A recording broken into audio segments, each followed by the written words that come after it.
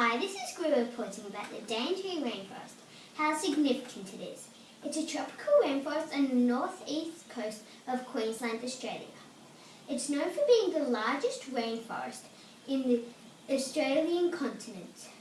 In fact, the Daintree rainforest contains 30% frogs, reptiles and marsupial species. However, 65% of the rainforest is bats and butterflies. But it's not all paradise.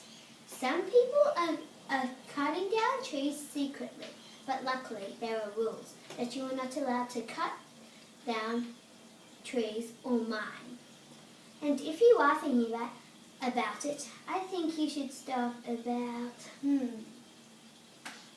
Now, anyway, we have a special guest who has hiked all over the Daintree rainforest.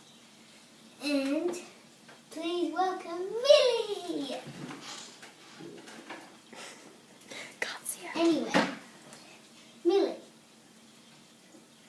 what's your favourite plants there?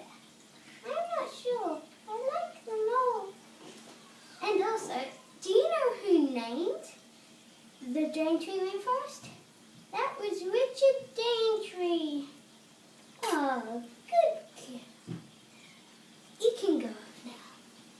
Anyway, until next time, goodbye.